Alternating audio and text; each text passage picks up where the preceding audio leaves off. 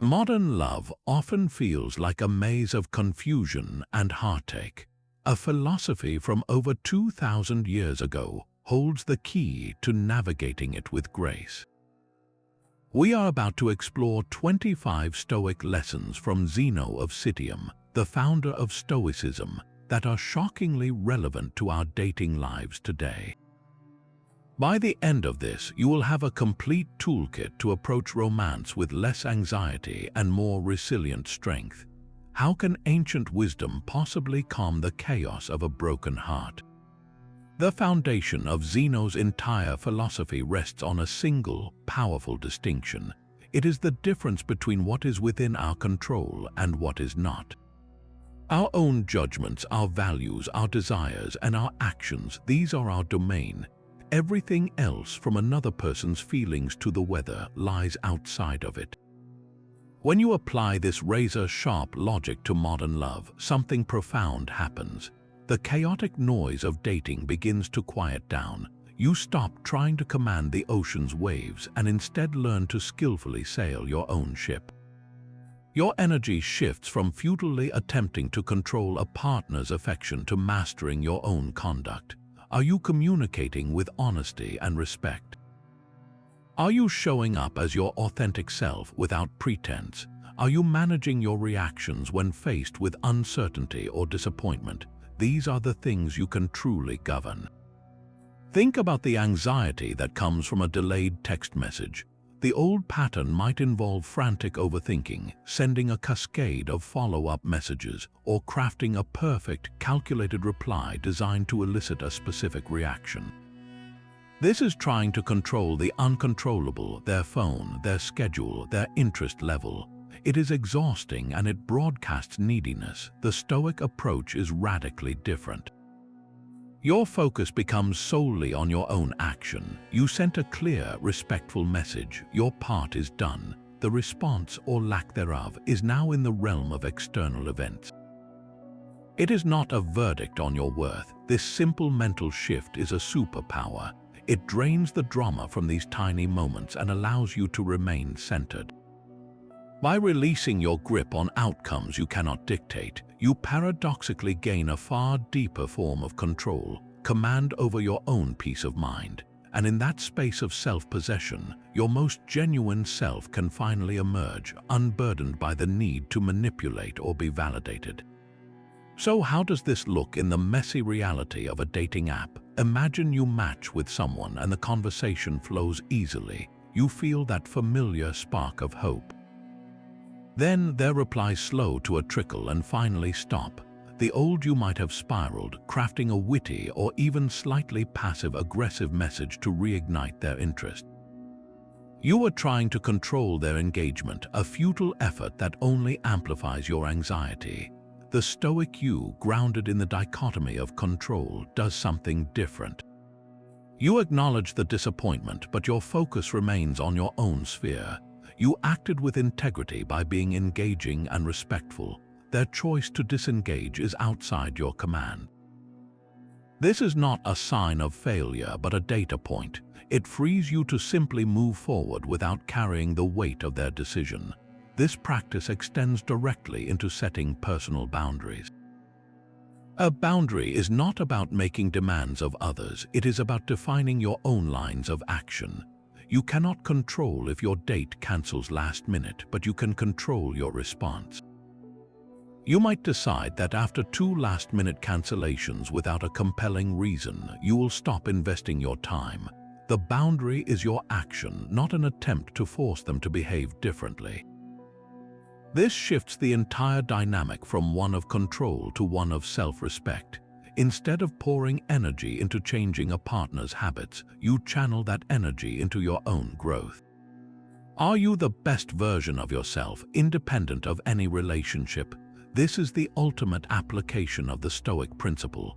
Your mission becomes your own character, your own virtues, your own peace. When two people come together from this place of inner wholeness, something beautiful happens. The relationship is no longer built on a foundation of need, where each person is using the other to fill a void. It becomes a partnership of choice where two complete individuals choose to share their journeys. This is the antidote to codependency. You are not there to complete them, and they are not there to complete you. You are both there to complement each other, to share strengths, and to grow together, but your fundamental sense of worth remains unshakable because it comes from within. This inner stability makes you more attractive, not in a manipulative way, but in a genuine, magnetic way. People are drawn to those who are at peace with themselves. And when rejection does come, as it sometimes will, it loses its power to devastate. You can accept it with grace, not as a personal indictment, but as a simple mismatch of paths. Your value was never on the line, only the opportunity for a specific connection. And with your focus firmly on what you can control, you are already prepared to navigate whatever comes next. This radical acceptance leads us to the second cornerstone of Zeno's wisdom, a concept that can completely reframe how we experience love's inevitable twists and turns. Amor fati is a Latin phrase meaning love of one's fate. It is the conscious choice to embrace everything that happens, not with passive resignation, but with an active, welcoming heart. In the context of modern romance, this is about loving your entire love story, including the chapters that end in heartbreak. When a relationship you cherished comes to an unexpected end, the natural impulse is to fight reality. We replay conversations, we imagine different outcomes, we rage against the unfairness of it all. Amor fati asks us to do the opposite. It invites us to accept the breakup not as a personal failure or a tragedy, but as an integral part of your path. This is not about pretending the pain does not exist. It is about changing your relationship with the pain itself. You stop asking, "Why did this happen to me?" and start asking, "What can this make of me?" This single shift in perspective transforms a devastating event from a closed door into an open field of potential. The energy you once spent on resistance is suddenly available for growth. Perhaps this heartbreak teaches you a vital lesson about your own boundaries. Maybe it clears the space for a person who is truly aligned with your values to enter your life. By loving the fate that brought this ending, you are not approving of the hurt, you are trusting in the larger narrative of your life. This same principle applies when you find yourself single in a world that seems to value couples. The pressure to find the right person can feel immense, leading to a frantic and often desperate search. Amor fati asks you to love this season of searching or even of solitude. Embrace the uncertainty. See it not as a lack, but as a period of preparation and self-discovery. When you stop fighting the reality of your current situation, a profound peace settles in. You are no longer at war with your own life. This peace, in turn, makes you more present, more authentic, and paradoxically, more attractive to potential partners.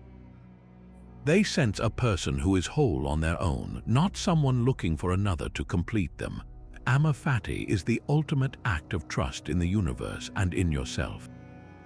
It is the understanding that every event, especially the difficult ones, are the very ingredients that forge your strength and depth. A heart that has learned to love its fate, with all its scars and surprises, is a heart that is truly unbreakable. That unbreakable heart, forged by loving your fate, now needs a true north to guide it. Zeno's third lesson provides exactly that, a compass for our most important choices. He taught that to live a good life is to live in accordance with nature. At first, this might sound abstract, like we should all be camping in the woods. But for a Stoic, nature means something far more profound. It means living in harmony with your own rational, virtuous core, your authentic self. In the landscape of modern love, this principle becomes your most powerful filter. It asks a simple but life-altering question: is this relationship aligned with my fundamental values? When you start dating someone new, there is often a powerful temptation to present a polished, slightly edited version of yourself. You might downplay a passionate interest they do not share, or laugh at a joke that does not quite land, all in the hope of fostering a connection. This is human. But the Stoic warning is clear: when this editing becomes a permanent rewrite of your character, you have stepped out of accordance with your own nature.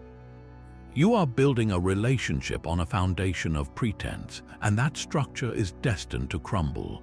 Consider a person who values deep, intellectual conversation above all else.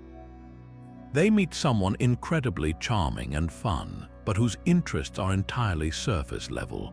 In the early rush of infatuation, they might suppress their own need for meaningful discussion, telling themselves it is not that important. They morph into a more casual, less curious version of themselves to maintain the harmony. This is a compromise of integrity, a betrayal of their own nature.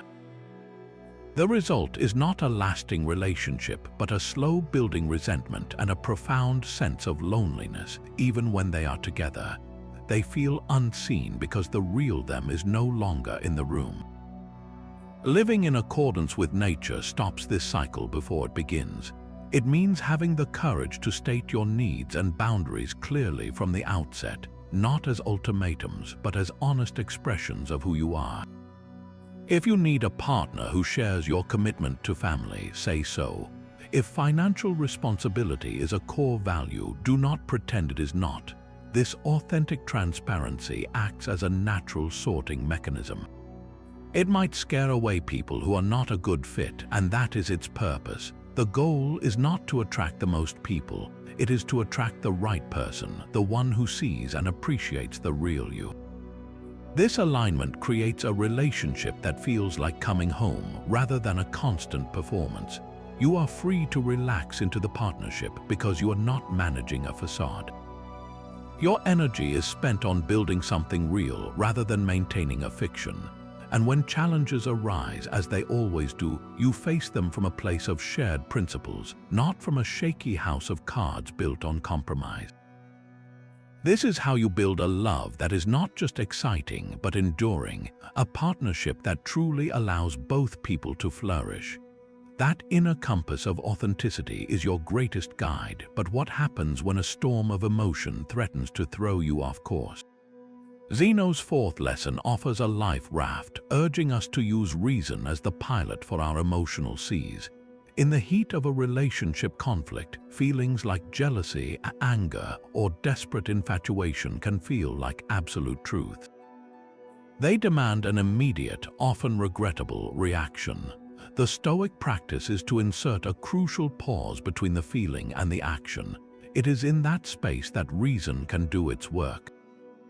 Imagine you notice your partner has been spending a lot of time with a new colleague. A pang of jealousy strikes, followed by a cascade of anxious thoughts. The untrained mind might immediately accuse or withdraw, creating a rift based on a fear, not a fact. Zeno would advise you to step back and treat that feeling of jealousy not as a command, but as a piece of data to be examined. Ask yourself a simple, powerful question: is this thought entirely rational? What is the concrete evidence for it? Could there be another, more benign explanation for their behavior? This is not about suppressing the emotion, but about understanding its source. Often, you will find that the intensity of the feeling is rooted in your own insecurities or past wounds, not in your partner's present actions.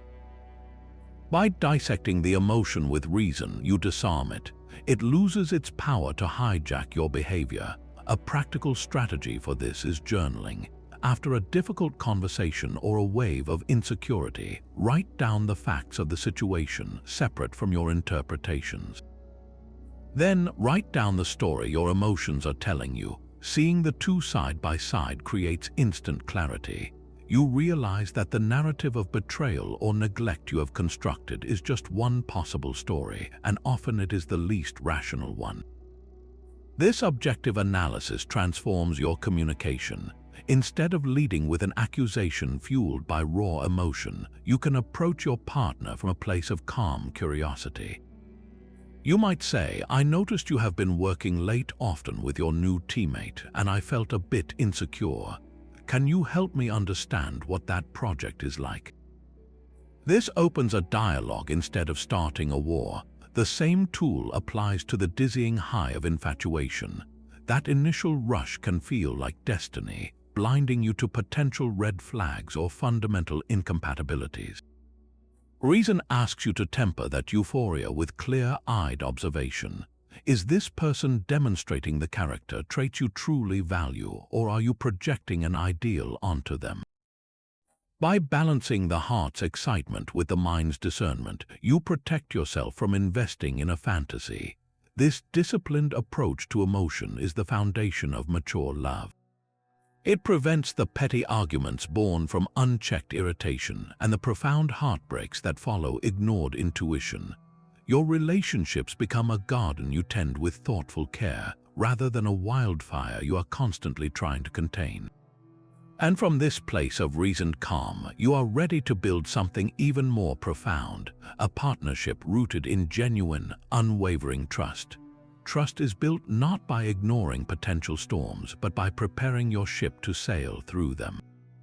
This brings us to a powerful Stoic exercise from Zeno known as negative visualization or premeditatio malorum.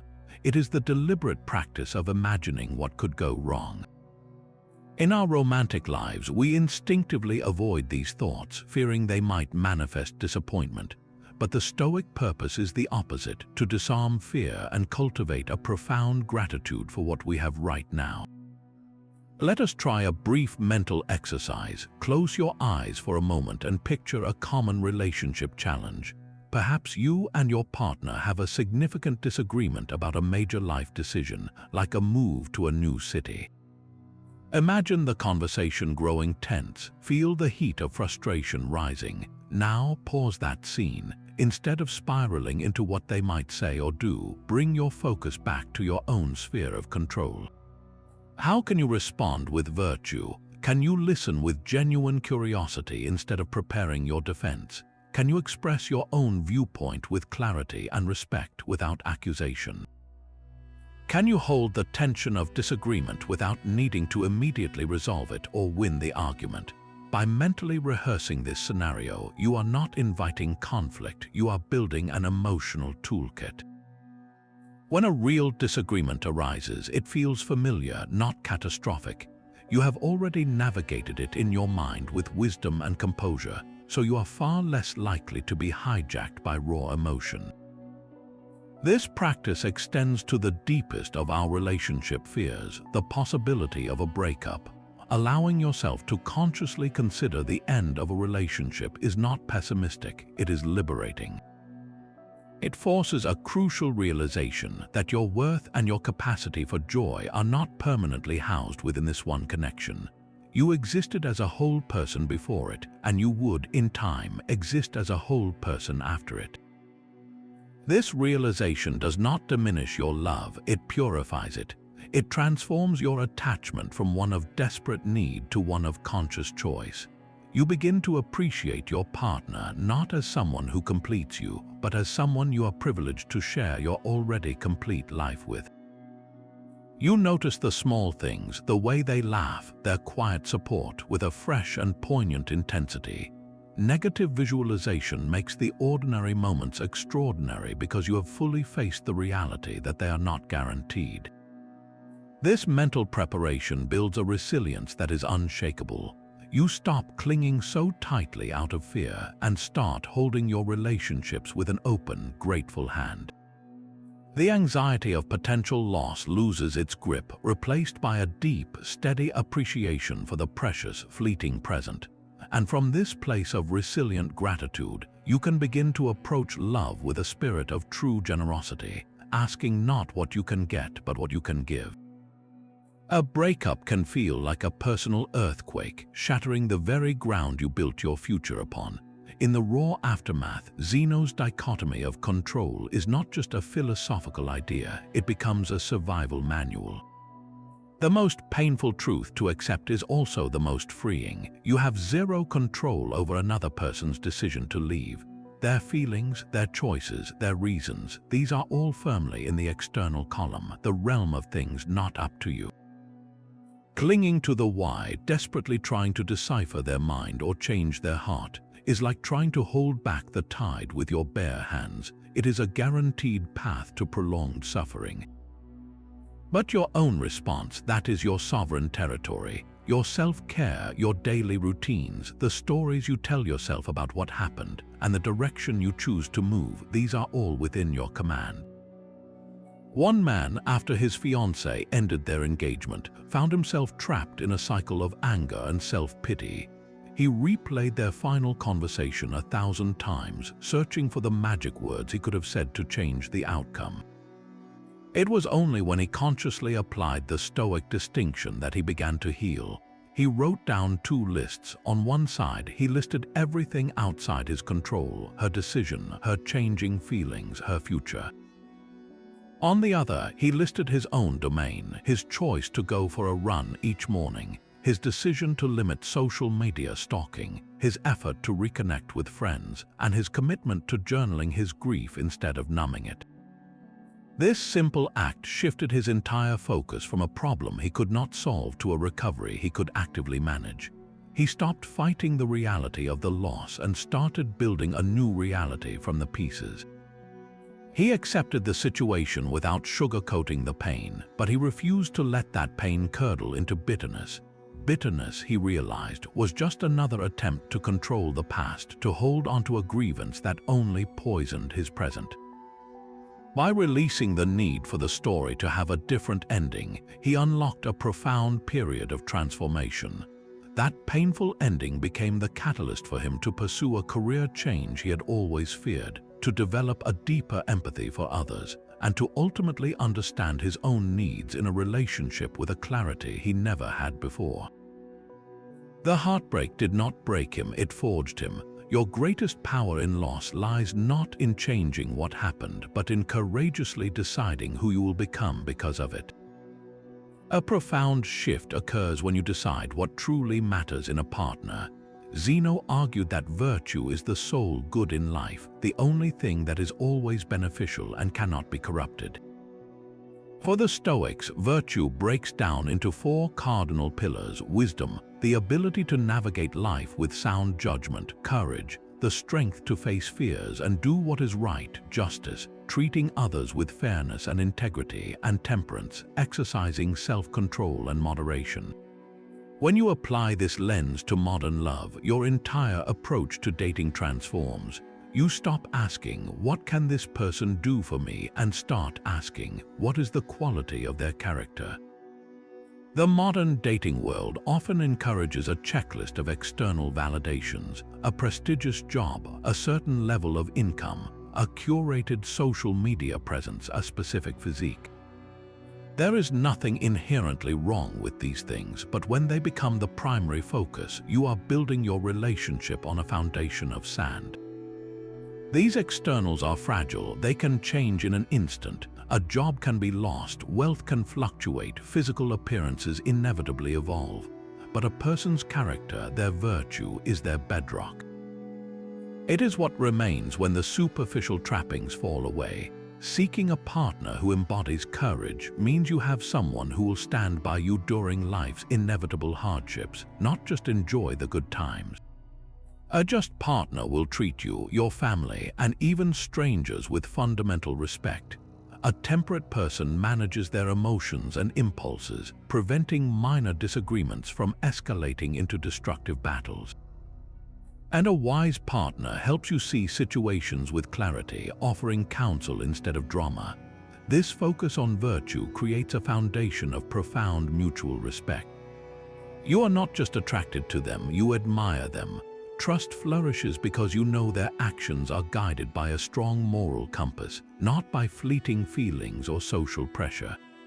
The frantic chase for external validation loses its grip on you. You are no longer impressed by a flashy car if the driver is prone to road rage. A large number of social media followers becomes meaningless if the person behind the profile is unkind or dishonest. This recalibration saves you from the exhausting cycle of dating people who look good on paper but leave your soul feeling empty. It guides you toward connections that are deeply fulfilling because they are built on the only thing that truly lasts: the unwavering strength of good character. And this inward focus naturally leads to the most important question of all: are you cultivating these virtues within yourself? A cracked foundation does not always mean a building must fall. It can be the chance to pour a stronger one. Zeno and his followers saw every obstacle not as a curse but as the raw material for building virtue. In the context of a relationship, this is a revolutionary idea. Common struggles like long distance, financial pressure, or clashing with a partner's family are not signs you are with the wrong person. They are the training gym where your love's true strength is forged. A long-distance relationship, for instance, is often framed as a test of endurance, a trial to be survived. The Stoic reframes it as a masterclass in patience and trust. The physical separation forces you to develop a deeper form of connection, one built on shared values and intentional communication rather than just physical proximity. You cannot rely on a spontaneous date night to smooth over a misunderstanding. You must learn to use your words with precision and empathy. The frustration of missing someone becomes an opportunity to practice gratitude for the connection you do share, making the moments you are together infinitely more precious. Financial stress can tear couples apart when it devolves into blame and anxiety. But viewed through a Stoic lens, it becomes a shared project in courage and wisdom. It is a chance to sit down together and create a budget not as a restrictive chore, but as a unified plan for your future. It demands honest conversations about values, what you truly need versus what you merely want. Navigating this challenge builds a team mentality. You are no longer you versus me with a problem, but us versus the problem. Even difficult family dynamics can be transformed. A disagreement with in-laws is not merely an interpersonal conflict. It is an arena to practice justice and temperance. Justice calls you to see the situation from their perspective, to understand their fears or intentions, even if you disagree with their methods. Temperance asks you to manage your own reactions, to respond with calm clarity instead of defensive anger. This does not mean becoming a doormat. It means choosing your battles with wisdom and asserting your boundaries with respect rather than resentment. The next time you face a significant relationship hurdle, pause before you react. Ask yourself this powerful question: what virtue is this situation inviting me to practice? Is it patience? Is it courage? Is it clearer communication? Then make it actionable. If you are feeling the strain of distance, schedule a weekly video call where the sole purpose is to share one thing you appreciate about each other. If money is tight, turn a budget meeting into a shared goal-setting session, dreaming together about the financial freedom you are building. By consciously reframing the obstacle as an opportunity, you stop seeing it as a threat to your relationship and start seeing it as the very thing that can make it unbreakable. The struggle ceases to be a wall between you and becomes the mortar that binds you tighter. Your phone buzzes on the table, a tiny portal to 1,000 other conversations, and for a moment your attention splits. You are here, but you are also there. Zeno would recognize this ancient struggle in our modern garb. The Stoic call to mindfulness is an invitation to close that portal, to fully inhabit the single, irreplaceable moment you are sharing with another person. This is not about mystical states, but about the practical discipline of directing your attention. When you are on a date or simply sharing a quiet evening with your partner, where is your mind? Is it replaying a slight from yesterday, a worry about tomorrow, or are you truly here, listening to the tone of their voice, noticing the light in their eyes? Every time your mind drifts into the past or future, you are missing the very substance of your relationship, which can only ever exist in the now. A powerful technique to cultivate this is active listening. This means listening not to prepare your reply, but to fully understand what is being shared. Put your phone away, out of sight. Turn your body to face them. When they speak, try to absorb not just their words, but the feeling behind them. You can even practice this by mentally summarizing what they just said before you respond. This simple act signals, I value what you are sharing right now more than any other distraction. The result is a dramatic deepening of intimacy. Your partner feels seen and heard in a way that is increasingly rare. They are not competing with a screen or your internal monologue. This presence is a form of reverence. It says, "This time with you is my priority." It transforms ordinary moments like washing dishes together or driving in the car into opportunities for connection. You start to notice the small things, the way their expression softens when they talk about a passion, the little sigh they make when they are tired. These are the threads that weave the fabric of a shared life, and you only gather them when you are truly present. This mindful engagement builds a reservoir of positive shared experiences that becomes your relationship's greatest defense against future challenges. A relationship built on self-sufficiency is a fortress, not a prison. Zeno called this ideal autarkia, and it is the ultimate antidote to the romantic fantasy that another person can complete you. The truth is, no one can fill a void that only you are meant to occupy. When you approach dating hoping a partner will bring you happiness, confidence, or a sense of purpose, you are handing them the keys to your inner peace. This creates a dynamic of dependency where your mood swings with their attention and your self-worth is tied to their approval. It is a heavy burden for any relationship to carry. The Stoic alternative is to cultivate a life so rich and fulfilling on its own terms that a partner becomes a wonderful addition, not a necessary rescue. This does not mean living in isolation or shutting people out. It means developing your own interests, your own friendships, and your own sources of joy that are entirely separate from your romantic life. What are the activities that make you lose track of time? What friendships make you feel truly yourself without any performance? What goals, however small, give you a sense of personal accomplishment? Investing in these areas builds a core of inner stability that is unshakable. You stop looking for someone to save you from loneliness and start looking for someone to share your already vibrant life with. This shift is magnetic. Neediness, which often manifests as clinging, jealousy, or constant reassurance seeking, is inherently repelling. Self-sufficiency, on the other hand, radiates a quiet confidence. It communicates that you are choosing to be with someone, not that you need to be with them. This makes you a more stable and present partner because you are not constantly monitoring the relationship for signs of validation. Your happiness is your own responsibility, so you can engage without desperation. Practical steps to build this begin with your daily routine. Dedicate time each week to a hobby you pursue for your own satisfaction, not for a shared future. Nurture your platonic relationships, making plans with friends that do not involve discussing your love life. Take yourself out on dates to a museum, a coffee shop, a hiking trail, and learn to enjoy your own company. Financial independence, too, is a powerful form of self-sufficiency, ensuring you are in a relationship by choice, not by circumstance. When you are whole on your own, you stop trying to extract love and start becoming capable of generating it freely. You love from a place of overflow, not from a place of lack. This is the foundation for a partnership between two equals, where love is a gift, not a transaction. That fortress of self-sufficiency allows you to hold your relationships with an open hand, which brings us to a crucial skill for keeping peace within its walls, managing your expectations. Zeno taught that suffering arises not from events themselves, but from our judgments about them, and few judgments cause more pain than the gap between what we expect and what actually occurs.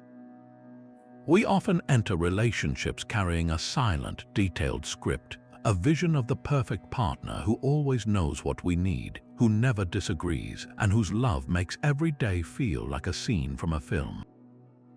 This fantasy is a recipe for resentment. The Stoic practice is to consciously swap that script for a clear-eyed view of reality. Your partner is a human being, beautifully and inherently flawed, just as you are.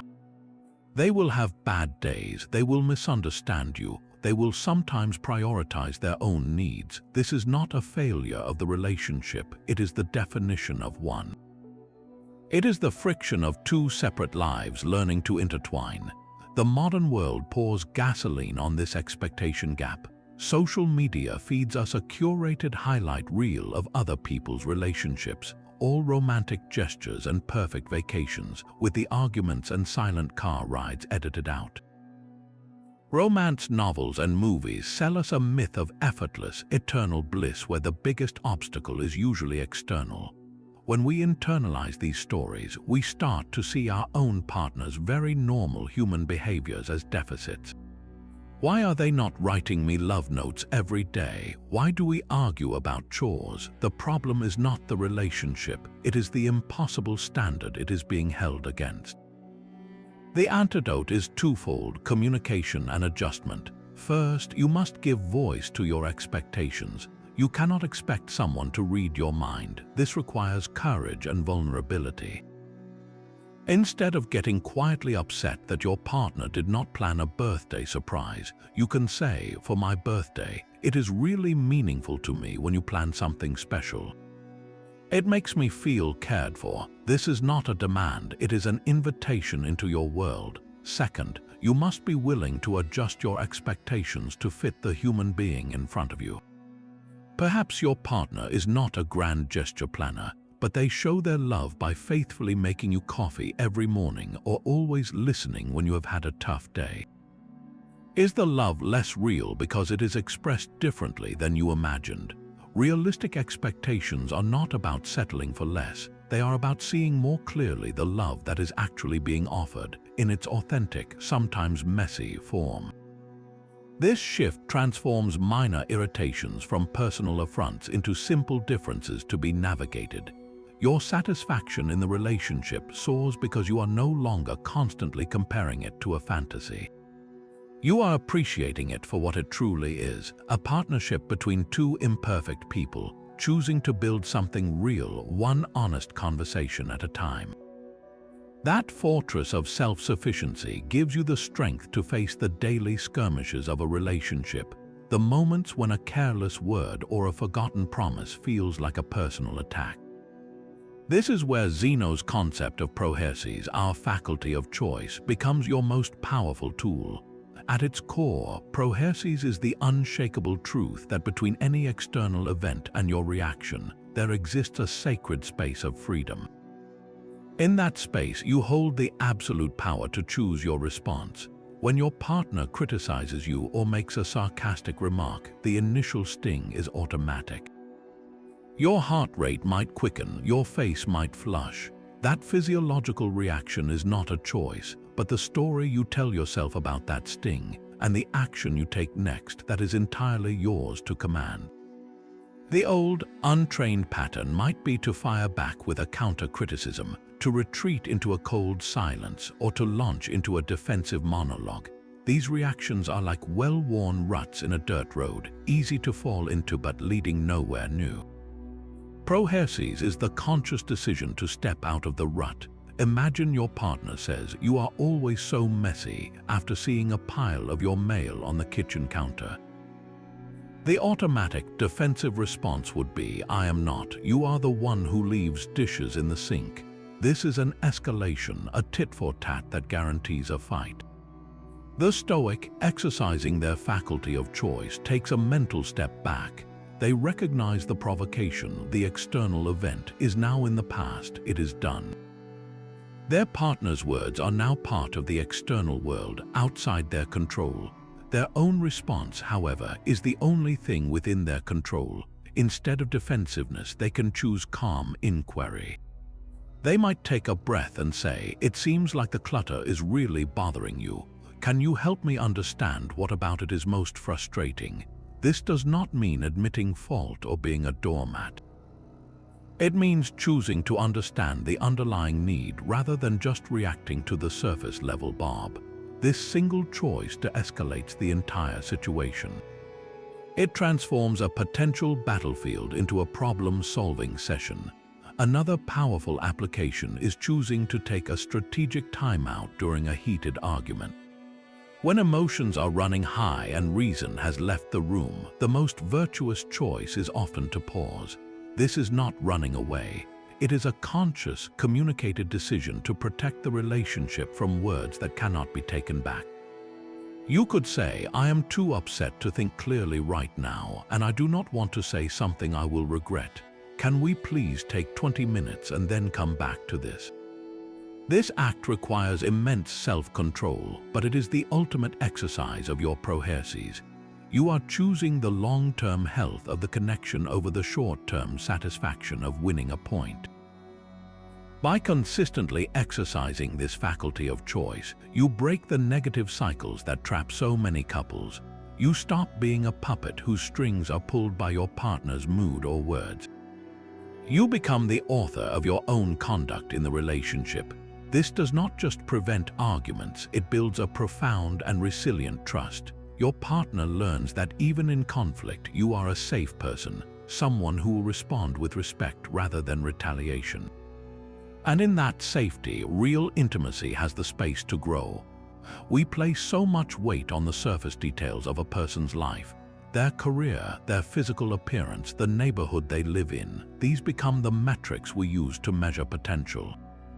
Zeno offered a radical reclassification of such things, calling them indifference. An indifferent is something that is neither good nor bad in itself. It only gains value based on how it is used by a person's character. Think of it this way: a sharp kitchen knife is not inherently good or evil. In the hands of a skilled chef, it creates a nourishing meal. In the hands of someone with ill intent, it becomes a weapon. The knife itself is indifferent. Its moral value is determined by the virtue, or lack thereof, of the person wielding it. This is precisely how we must learn to view external traits in modern love. A high-paying job is an indifferent. It can provide stability and opportunity, but it says nothing about whether the person is kind, loyal, or honest. A sculpted physique is an indifferent. It can be pleasing to the eye, but it tells you nothing about their capacity for empathy or their emotional maturity. Even the relationship status you so desperately crave is, in the Stoic view, an indifferent. Being in a relationship is not a moral good, just as being single is not a moral failure. They are simply different circumstances, each offering its own opportunities for practicing virtue. When you internalize this, your entire approach to dating shifts. You stop filtering for a checklist of externals and start looking for the quality of the person holding those things. You might go on a date with someone who has a modest job but demonstrates incredible wisdom and curiosity about the world. Or you might meet someone strikingly attractive whose conversations are shallow and self-absorbed. The Stoic lens helps you see past the glitter to the substance underneath. This perspective is also a profound shield for your self-esteem. If your sense of worth is tied to being chosen, to having a partner, then every rejection feels like a verdict on your entire being. But if you see your relationship status as an indifferent, a circumstance that is neither good nor bad, then rejection transforms. It is no longer a statement about your value, it is simply a signal of incompatibility. Your worth was never on the table to begin with because it is rooted in your own character, your integrity, your kindness, things that are firmly within your control. This does not mean you should seek out poverty or avoid attraction. The Stoics recognize that some indifferents are naturally preferred. It is perfectly reasonable to prefer a partner who is financially responsible or whose appearance you find appealing. The danger arises when you mistake these preferred indifferents for the ultimate goal. The goal is a partnership built on shared virtue, and that can flourish in a penthouse or a small apartment, with a model or with someone whose beauty is found in the warmth of their smile. By viewing externals as the setting and not the story itself, you free yourself from the tyranny of superficial judgment. You become able to connect with people on a far deeper level, seeing them not for what they have but for who they are. Your partner's flaws can seem magnified under the harsh light of daily routine, while their virtues quietly fade into the background. This is a universal human tendency, but Zeno offered a quiet discipline to correct our vision, a practice of actively appreciating what is good. While he did not call it gratitude by name, the Stoics understood that a flourishing life depends on regularly valuing what we have, not lamenting what we lack.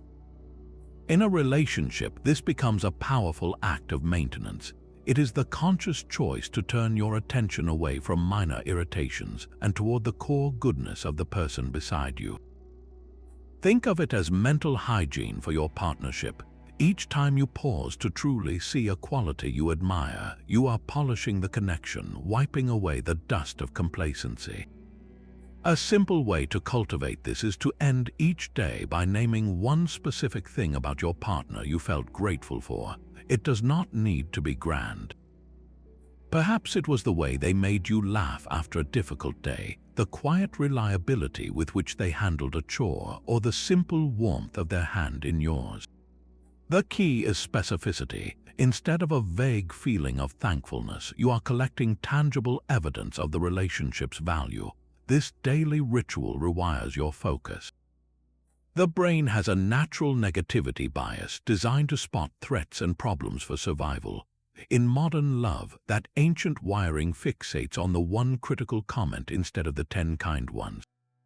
A gratitude practice deliberately counteracts this. It trains your mind to scan for the positive, to become a detective for the good. Over time, you will find yourself noticing these moments as they happen, a subtle shift from taking things for granted to receiving them as gifts. This habit starves petty complaints of their oxygen.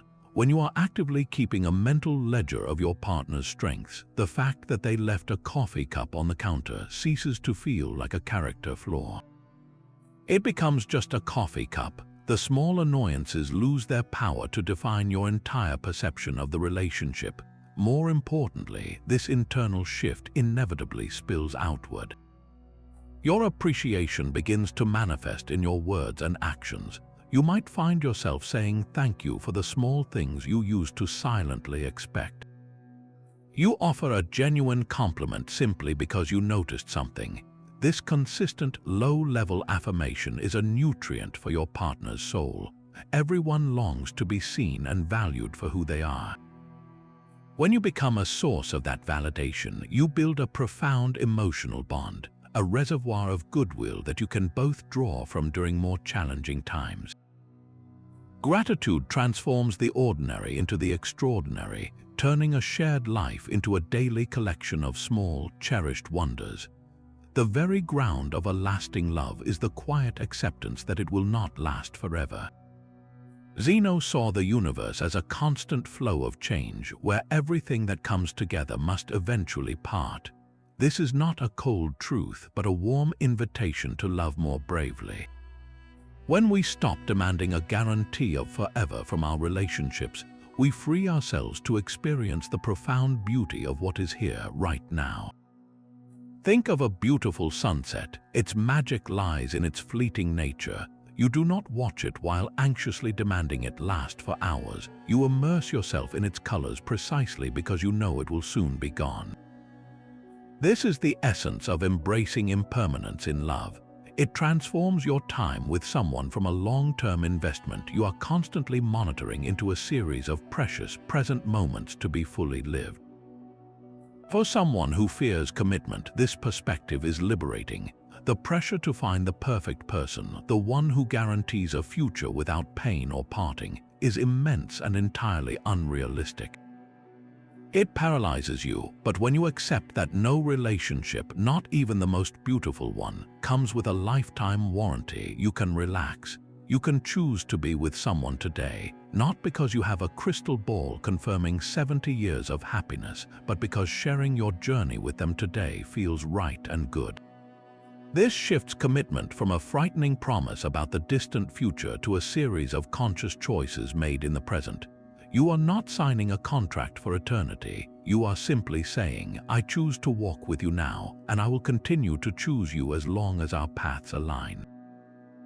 This makes love an active daily practice, not a static state you achieve and then forget. For the heart struggling to move on, this lesson offers a different kind of solace. The pain of a breakup is often amplified by the shock of the ending, the shattered illusion of permanence. We thought this was forever, and its dissolution feels like a violation of a natural law. But if you have already made peace with the fact that all things are transient, the end, while still deeply painful, becomes part of the natural order. It does not feel like a personal failure or a unique tragedy, but like the closing of a season. This understanding does not erase the grief, but it prevents the grief from curdling into bitterness or despair. You can look back on the relationship not as a wasted effort that failed to last, but as a beautiful chapter that was real and meaningful for the time it existed. You loved fully while it lasted, and when the season changed, you can release it with grace, knowing that its impermanence was part of its very nature from the very beginning. This is the ultimate courage, to love with your whole heart, all while holding that love in an open hand. Holding onto past relationship pain is like carrying a heavy, invisible weight everywhere you go. It strains your posture and colors your vision, making every new person you meet look like a reflection of an old wound. Zeno's 16th lesson cuts directly to the heart of this burden, reminding us that the past is the ultimate example of something outside our control. It is finished, unchangeable, a closed book. Dwelling on it, replaying old arguments, or clinging to resentment is not just painful, it is utterly futile. It is trying to negotiate with a shadow. The Stoic path to freedom begins with a single, deliberate choice to lay that weight down. Forgiveness is the key that unlocks this cage, but it is crucial to understand the Stoic meaning of the word. Forgiving an ex-partner is not about condoning what they did or even necessarily reconciling with them. It is a private, internal act of releasing the emotional hook their memory has in you.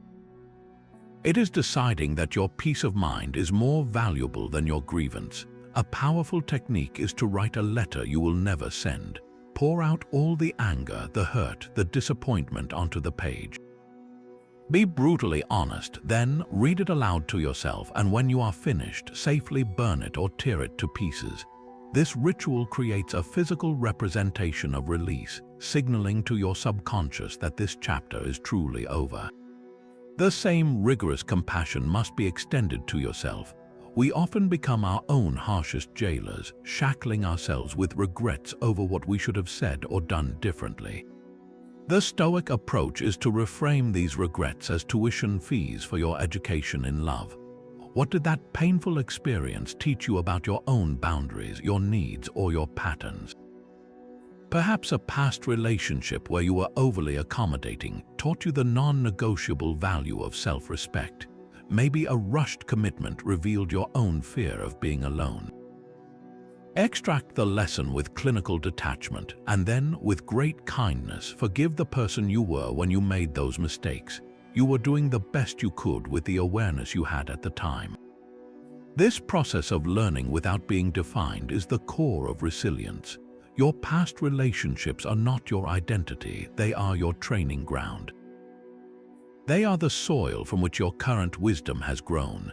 When you can look back without flinching or clinging, you arrive in the present moment with a clean slate. Your heart is no longer guarded by the ghosts of yesterday, but open and available for the real, living person in front of you today. That clean slate you carry into a new connection deserves to be protected by one of love's most vital skills, honest and kind communication. Zeno would see this as the practical application of two core Stoic virtues, wisdom and justice.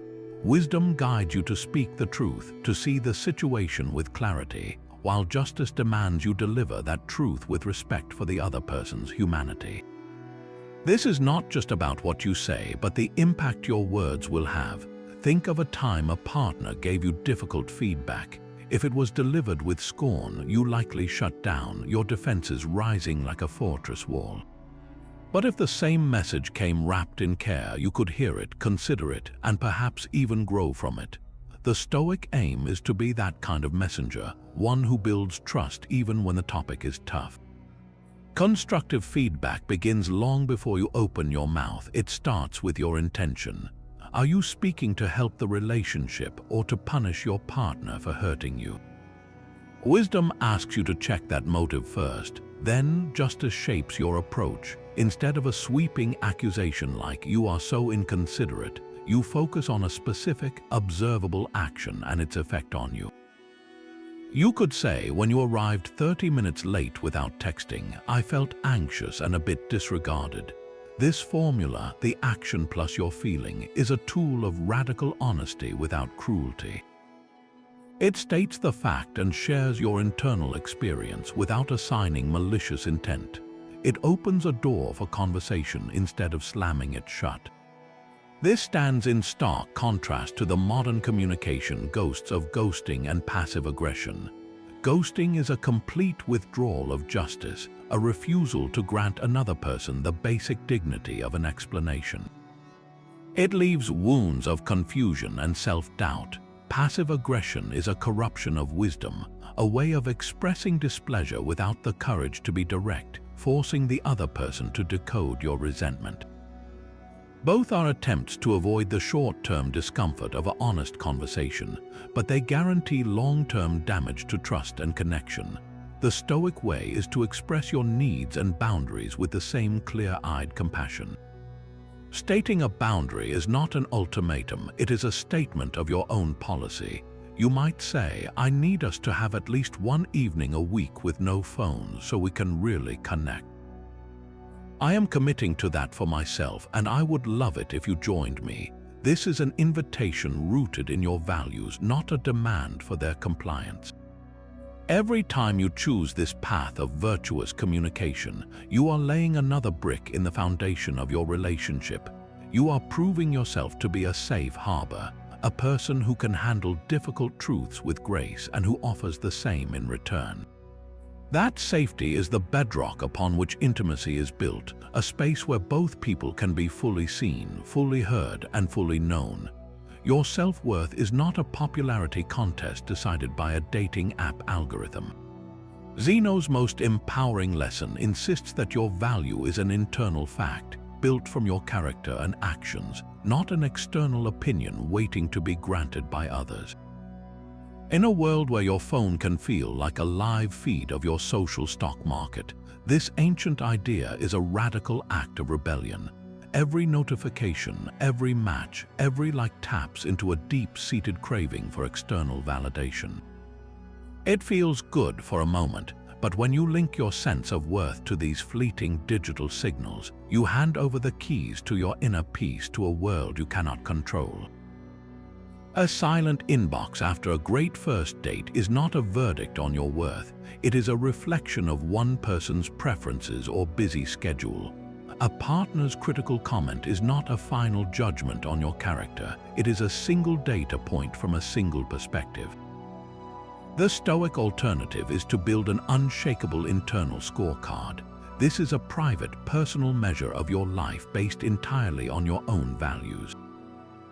Ask yourself what truly matters to me. Is it kindness, integrity, courage, curiosity? Your scorecard is not about how many people swiped right on you this week.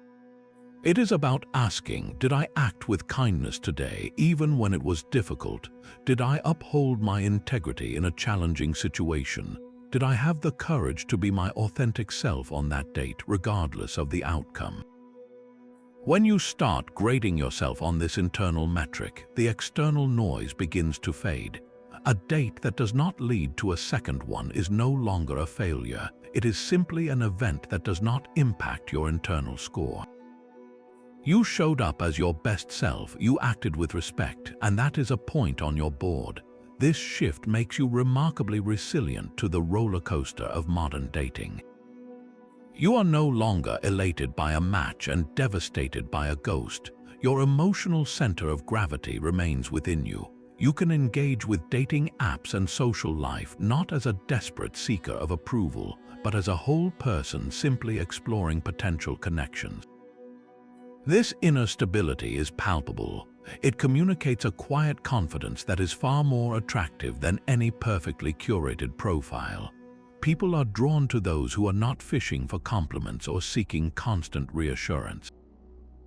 You become a source of your own validation, and in doing so, you become capable of offering a love that is generous and free, not needy and transactional. You stop asking, do they like me, and start asking the only question that truly matters, do I like who I am when I am with them? That team-based problem-solving you build requires one final, crucial skill, the ability to truly see the world through your partner's eyes. Stoicism champions reason, but Zeno knew that logic without empathy is a cold and brittle tool. The 19th lesson is a call to actively practice understanding, to step into your partner's perspective, especially during a disagreement or when they are struggling. This is not about surrendering your own principles or accepting poor behavior. It is about seeking to comprehend the landscape of their thoughts and feelings before you try to navigate it together.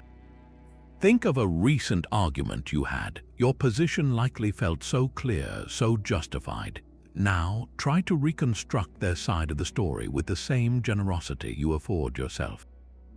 What fears or past experiences might be shaping their reaction?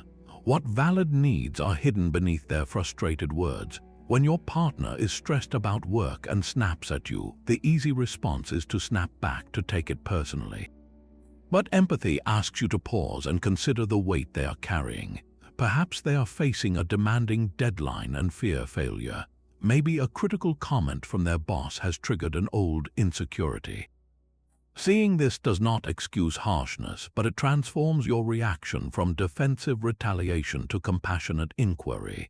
You might gently say, "You seem really stressed about this project. Is there anything I can do to help, or do you just need some space?" This single shift disarms the conflict. It moves you from adversaries on a battlefield to allies facing a common enemy, which is the stress itself. Empathy is the bridge that allows you to transport your own reasoned principles across to their world. You can hold firm to your boundary about respectful communication while also understanding the emotional storm that caused the breach. This dual awareness is the heart of mature love. It allows you to address the real issue, the underlying fear or pain, rather than just the surface-level symptom of the sharp tone. The result is a profound reduction in cyclical arguments. You stop talking past each other and start solving problems as a unified team. Your relationship becomes a sanctuary where both people feel heard and valued, not for being perfect, but for being human. And from this place of mutual understanding, a deeper, more resilient form of love can finally take root. The heat of passion can feel like a compass, pointing you toward a shared future with absolute certainty. Yet this same fire can cloud your vision when a relationship faces its most critical crossroads. Zeno's 20th lesson offers a far more reliable guide, urging us to make decisions based on principle, not on the temporary weather of our emotions. In love, this means that the biggest choices, the ones that shape your life, must be rooted in aligned values and a clear-eyed view of long-term well-being, not just the intoxicating rush of infatuation or the cold grip of fear. Consider the decision to move in together. The passionate argument is simple, it feels right, you want to be together all the time, and it seems practical. But the principled approach asks a deeper set of questions. Do our daily habits and lifestyles align in a way that creates a peaceful home or constant friction? Are our financial values compatible, or is one a spender and the other a saver, setting the stage for future conflict? Does this step feel like a natural progression of our shared goals, or is it driven by convenience or external pressure? Answering these requires you to look past the feeling of the moment and evaluate the structural integrity of the partnership itself. The same rigorous thought applies to the decision to end a relationship. Fear, especially the fear of being alone, can keep you trapped in a situation that is no longer healthy. The passionate reaction might be to cling tighter, to ignore the red flags, to make one more attempt to fix the unfixable, all because the thought of the pain of separation is too overwhelming. But a decision grounded in principle asks, is this relationship allowing both of us to flourish as individuals? Are my core values being consistently compromised? Is staying in this partnership ultimately harming my long-term well-being and my capacity for peace? When you choose to act from this place of reasoned clarity, even the most painful endings are carried out with a sense of integrity, not as a chaotic emotional collapse. To navigate these moments with wisdom, you can build your own personal relationship philosophy. This is a simple, written statement of your non-negotiable principles. It is not a checklist for a partner, but a code of conduct for yourself. It might include statements like, "I will only stay in relationships where my need for honest communication is respected," or "A partnership must encourage, not hinder, my personal growth and purpose." When you are faced with a big decision, you consult this internal document. Does this choice to move, to marry, to leave align with my stated philosophy? This process creates a crucial buffer between the emotional storm and your final action. It ensures you are the author of your love story, not a hostage to its most turbulent chapters. Your principles become the steady rudder that keeps your ship on course long after the initial winds of passion have calmed.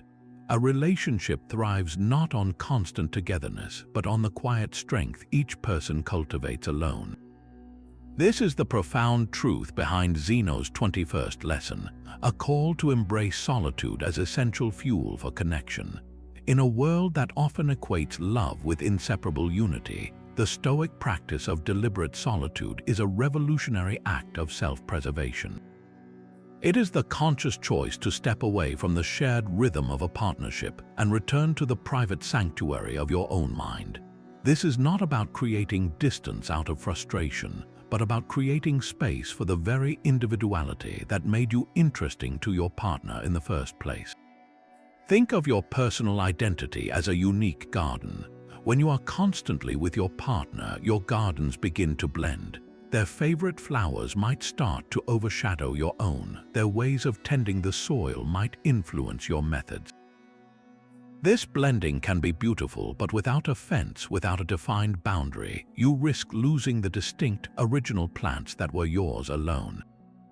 Solitude is the time you spend back in your own plot, weeding, planting new seeds, and remembering what you, and only you, grow there.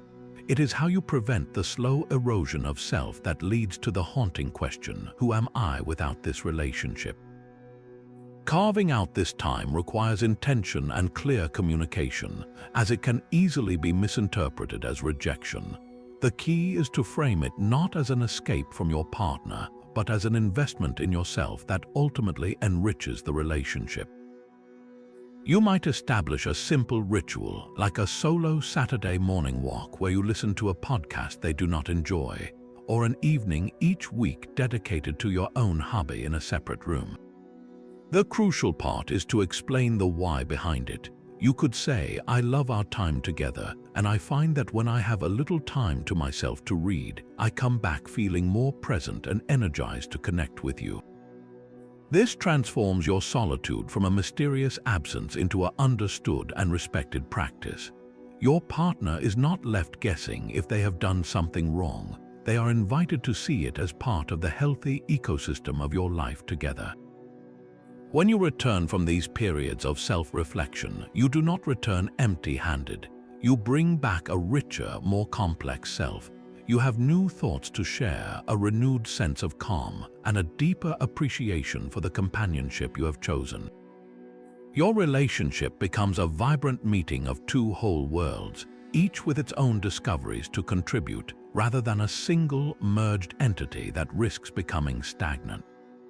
This sacred solo time is the silent partner in a thriving love, ensuring that you never lose the very person your partner fell for. A petty argument over whose turn it was to do the dishes can suddenly feel like a world-ending crisis. Our emotions magnify the conflict until it fills our entire field of vision, leaving no room for reason or peace. Zeno offers a powerful antidote to this myopia through a mental exercise known as the view from above. This is a form of meditation where you consciously pull your perspective back, far back, until you are looking down at your life from a cosmic distance. Picture your entire city from high above, seeing the intricate web of streets and the tiny, moving dots that are people, each with their own complex lives, hopes, and heartaches. Now zoom out further until the continent is a shape on a globe, and the globe itself is a pale blue dot drifting in the immense blackness of space. From this vantage point, your relationship, your home, and that specific argument over the sink are barely visible. This is not meant to diminish your life or your love, but to contextualize it. The intensity of that momentary frustration is real, but its significance is dramatically recalibrated. Is this disagreement, in the grand narrative of your shared journey, truly worth the emotional energy you are pouring into it? The view from above shrinks the drama back to its proper size. It reveals that most of what we fight about is the small stuff, the temporary friction of two lives intertwining. This perspective is a direct injection of calm. When you feel your temper flare because your partner forgot to run an errand for the third time, try this exercise for just 30 seconds. Breathe and pull your mind's eye up and out.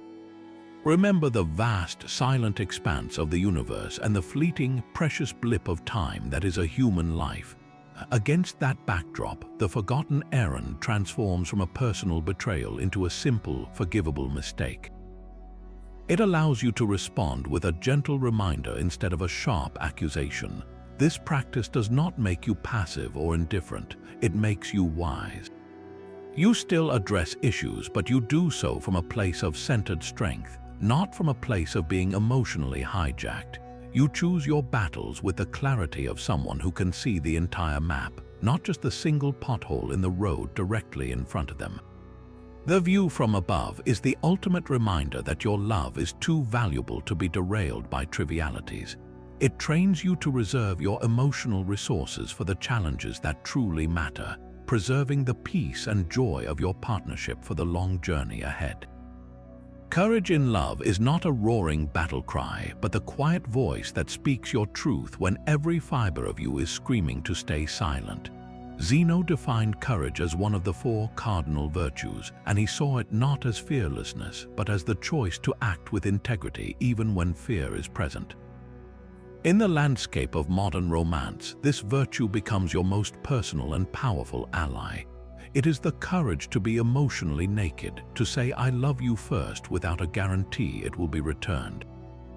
It is the strength to have the difficult conversation about your needs, knowing it might lead to conflict or even rejection. This kind of bravery feels nothing like the heroics in films. It feels like a knot in your stomach and a tremor in your hands as you choose honesty over safety. Think of the last time you felt a genuine need go unspoken in a relationship. Perhaps you longed for more affection, or you needed a partner to be more present during a personal struggle. The fear of sounding needy, of pushing them away, can be paralyzing. Courage is what allows you to take that carefully measured breath and say, "When you do this, it makes me feel truly supported, and I would love more of that in our relationship." This is not a complaint, it is an invitation to greater intimacy. The act of expressing a vulnerable need, regardless of the outcome, is a victory in itself. You have honored your own truth, and often, this courageous vulnerability is the very key that unlocks a deeper level of connection, because it gives your partner a clear map to your heart. The same principle applies to the ultimate act of courage in love: walking away. Staying in a relationship that consistently diminishes you, that asks you to shrink your spirit, requires a different kind of fear, the fear of being alone, of starting over. It takes profound courage to finally say, "This is no longer healthy for me," and to choose the uncertain path of solitude over the familiar comfort of a draining partnership. This is not a failure, it is the ultimate affirmation of your self-worth. One woman realized her relationship had become a cage of constant criticism and control. The fear of leaving, of financial instability and loneliness was immense, but the fear of staying and losing herself completely was even greater.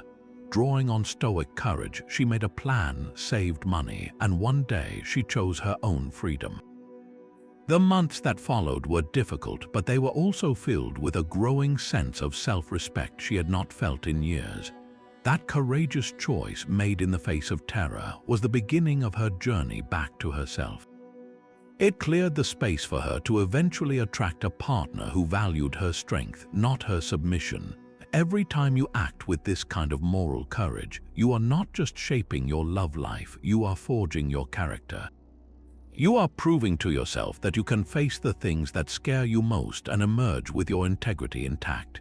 This self-trust becomes the bedrock of all your future relationships, allowing you to love not from a place of lack and fear, but from a foundation of unshakable inner strength. We often treat love as a final destination, a state we arrive at after checking off all the right boxes. But Zeno reminds us that the true richness of life is found in the quality of the journey itself, in the daily practice of living with virtue. When you apply this to your romantic life, everything changes. The frantic pressure to find the one, to secure a commitment, to reach the imagined paradise of happily ever after begins to dissolve. In its place, you discover the profound joy available in each individual step of the path. What if the search for a partner was not a stressful interview process, but an adventure in meeting new people and learning their stories? Each date becomes a chance to practice curiosity, kindness, and your own social virtues, regardless of whether it leads to a second meeting. The value is in the interaction itself, in the person you choose to be during that hour. You are growing, learning, and refining your understanding of what you truly seek, all while the search is underway. This mindset transforms the often tedious landscape of modern dating into a fertile ground for personal development. The same principle breathes life into an existing relationship. It is easy to fall into the trap of focusing on future milestones, the engagement, the wedding, the house, as the markers of a successful love. But a relationship is not a project to be completed. It is a dynamic, living process that is built and experienced one single day at a time. The real magic is not in the wedding day, but in the 10,000 ordinary mornings that come after it. The joy is in the daily choice to be a good partner, to offer a listening ear after a long day, to share a laugh over a burnt dinner, to choose patience in a moment of frustration. When you shift your focus from the distant destination to the immediate journey, you start to savor these small, unremarkable moments. They are no longer just filler between the big events. They are the very substance of your shared life. This approach is a powerful antidote to relationship anxiety. When you are fixated on an outcome, every disagreement feels like a threat to the entire future. But when you are dedicated to the process of loving well today, a disagreement is simply today's challenge to navigate with integrity and respect. It is not a referendum on your entire partnership, it is just part of the journey. Your happiness becomes linked to your own virtuous actions in the present, not to a future result you cannot fully control. You find contentment in knowing you acted with love and fairness today, and you trust that a series of such well-lived days will naturally build a beautiful and enduring life together. The destination will take care of itself if you learn to love the path you are walking hand in hand right now. The final lesson from Zeno brings us back to the very beginning, to the only thing that was ever truly ours. Your character is your legacy. In the fleeting landscape of modern romance, where relationships begin and end with a swipe, this ancient truth stands as an unshakable monument. The ultimate goal of applying all these Stoic lessons to love is not to secure the perfect partner or to engineer a pain-free life. It is to forge yourself into a person of profound integrity, kindness, and wisdom, regardless of how any single chapter of your love story concludes. Every decision we have explored, from managing expectations with reason to communicating with courage, is a chisel stroke shaping this legacy. When a relationship ends, you do not walk away empty-handed. You carry with you the person you became within it. Were you patient? Were you honest? Did you act with justice even when hurt? These are the qualities that accumulate, that become the permanent record of your journey. This focus transforms the very purpose of dating. It stops being a quest to find someone worthy of you and becomes a practice in being someone worthy of the connection you seek. Your character is the one possession that no breakup can take from you, the one thing that remains entirely within your control from the first hello to the last goodbye. It is what you leave behind in the heart of another long after the details have faded. A legacy of good character means that even a love that did not last forever can leave a permanent and positive mark on your soul, making you wiser, kinder, and more resilient for everything that follows. This is the quiet, triumphant victory of a Stoic heart, a love that endures not in the presence of another, but in the unshakable quality of your own being. Your journey through Zeno's 25 lessons is now complete. You have a full toolkit of Stoic wisdom, from mastering your own reactions to loving your fate with an open heart. These are not distant philosophical concepts. They are practical, daily actions you can take to build relationships with more resilience, clarity, and profound inner peace. The true power lies in applying just one of these ideas starting today. Perhaps it is pausing before you react in a moment of conflict, or consciously appreciating your partner's good qualities. Maybe it is the liberating practice of releasing your grip on what you cannot control. Which of these 25 lessons resonated most deeply with you? Share your thoughts in the comments below. Your insights create a community of learning for all of us. And if you found this guidance helpful, do not forget to subscribe for more wisdom on navigating the complexities of modern life with ancient philosophy.